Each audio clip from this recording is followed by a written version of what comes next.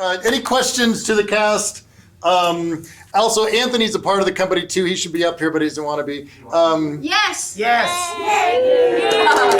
Yay! Nope. Any questions? I have a question. Yes. I'd like to know during this experience of devising, what was some of your biggest challenges that you faced, either working together or personally while going through something that's current and happening? So basically, what were some of your challenges in a wide variety of ways? I hate writing. I think one of the biggest things was kind of almost just putting like your own thoughts into like one single piece, because it's very emotional and it's very big and there's a lot going on, and you kind of have like all of this stuff that you feel, and you have to find a way to kind of put it into one little piece of like one little puzzle. Yeah, I mean, it was challenging, and to kind of go on what he said, it is hard to just, because you have so many ideas and they're just constantly coming at you, and it's just hard, because in your mind you're like, I know exactly how this is supposed to go, and this is what it's supposed to mean and whatever, but then it comes out of your mouth and it's like, nobody else gets it. That's happened to me a lot. But I mean, yeah, it is just hard kind of getting your ideas down so that other people understand it. I think that as an actor, it's our job to take the role that somebody else made. So since we are just blank slates, it's hard to take the role of the writer and to do it and be it, because most of the time we just are the character, and it was hard to create motives and a thinking process for each of the characters that I was playing, because some of the characters that I played I don't agree with, so it was hard to really like go back into the entire point of being an actor, and that's dropping who you are to be someone else, and it's interesting. This was very interesting to do. Good question. Yes, sir. Why do you perform in bare feet? Yeah, why did you? Yeah, Joe. Just because I wanted them to. I like feet. Some people do not. No, I kind of wanted because as a performer, and if the kids know this, or the students know this, the actors know this. When I direct, I usually take my shoes off because I need to feel the ground, and I think that's important to do that. And I think with the show, we needed to be grounded into this stage, which has become a very sacred place to us. I can confirm that I was not barefoot in my video. No, he didn't have any pants on, but he had shoes on and socks. Okay. The Converse stay on. Pants. I don't know, how did it feel to perform? Because we rehearse in shoes and socks because they're in school, and how did it feel to perform? Bare feet are not in the dress code. Yeah, they should be. But how did it feel to perform? I would agree with what you said. It definitely made me feel more grounded and connected to what I was doing, if that makes sense. I can't really explain it, but I think it connects to what we were saying earlier about how this piece, we're not really adopting characters. We are ourselves in a sense. Like, we're not ourselves, but we are. So I think to have no shoes makes me feel more connected with myself personally, if that makes any sense. Yeah. More naked and a vulnerable Yeah. sense. Yeah. Vulnerable. I would agree. Actually, I'll kind of piggyback on that too. I was curious because it was very vulnerable. Did you guys do someone different? Your part that you did, Grace. So, did you improv that, or did you script that? Oh, I wrote the monologue. Yeah, Yeah, I wrote that Okay. myself, just based on like my own feelings. it came across very, very real and in the moment and very present, so it was really beautiful. Thank you. Yeah, and that just stemmed from we solicited, if anybody wanted to do a monologue, and before we do shows, we didn't do with this show. We have a chapel service where we go and we just talk and share feelings about the process and about each other. And Grace was very vulnerable in the sense of that it's just she speaks for, I think, for a lot of us, just how hard it's been, and how just doing spelling bee was so much fun and needed. I mean, it became vital to rehearse and create again.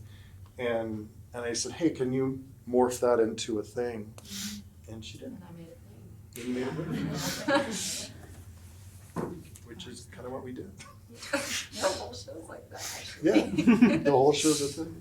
Can I ask one more question? How has devising theater changed your opinion on theater as a vehicle? Has it changed your outlook on being a performer versus being in a scripted show? I'll go first.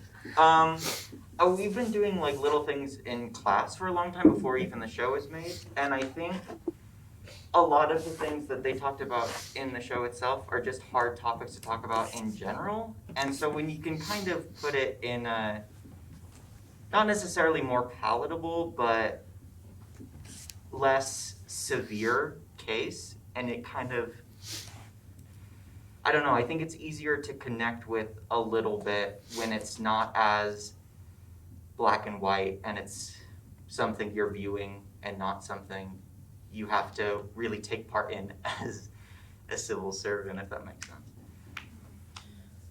I mean, I'm relatively new to this whole drama thing, and I mean, before this it was really just, here's the script, memorize these, and then you're off. But it really has, I mean, like, some of these things, we were just told, go write a poem. And then we wrote the poem, and it turned into what this whole thing was. And it has opened to theater's not just memorizing words and putting on costumes. It's getting something out there and, doing something with what you can. I think in speaking to theater as a whole, it also is a really good vehicle to kind of just connect to emotion or connect to things you're trying to understand, or just connect to people in general, because that's what theater's all about. In class, we do something called moments work, and that's where we take an object or a piece of text and we just make a silent moment. It can be anything out of nothing. And I always thought that was really cool, but I never saw it so heavily applied until this show, because I feel like this show is just a big collection of moments that we've created and pieced together, which is really cool. So it's been very beneficial for me to figure out how to use those in such a powerful way. I think that because everyone is always so used to being themselves and being who they are, that theater really helps them when stepping into the shoes of someone else to such an extent as acting.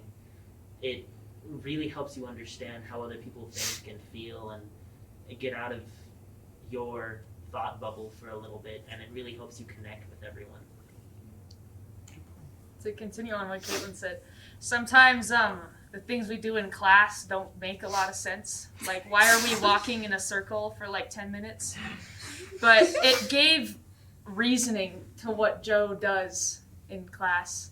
And sometimes when we do those things, and then he'd be like, oh, we'll turn this part into a thing in the show. Or use what we did in class today and put it in your role. And it really, like, Joe's always does this whole thing about bringing of new things into being. Mm-hmm. Yeah. He loves that quote, Van Natale, right?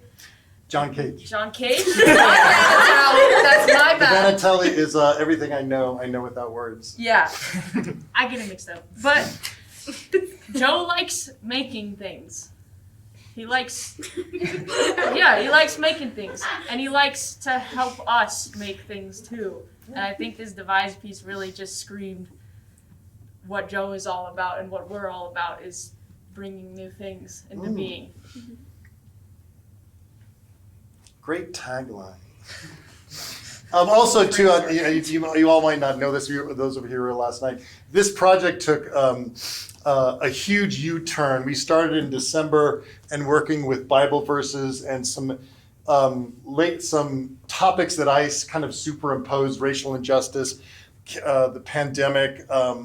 What else was it? Gun violence. And then we came back to school, and January 6th happened, and we weren't in class. The insurrection happened, and it was a Wednesday. They were doing COVID testing in here, and Nate Tack and Mikhail Martins were in here, and they were watching the insurrection. It was just, it blew our minds. And then the next day, it just became this outpouring of topic. The topic of this piece totally took a U-turn and focused on that. And then the other was the inauguration on the 20th. And if we could turn that whiteboard around, that became our template. It was just the kids going up and writing quotes on the board, and that's what it became. It kind of just fostered out of division and unity, and those two topics, and they just kind of ran with it. Was that a question? No, it was me fixing my hair. Sorry, I couldn't see. Anything else can get you all to watch the sunset, if we can see the sunset. Thank you all so much for coming out. Good to see people we haven't seen in a while. Jackson, Noah. Yes, sir. Comment to you Yes. in your group. Having served, this is very difficult. Our country for 6 years is a girl instructor. Salute you. Thank you. Thank you. Hope. Thank you. And thank you for your service. Thank you. Wow, thanks. Thank you for coming. Have a good night. Can end the service.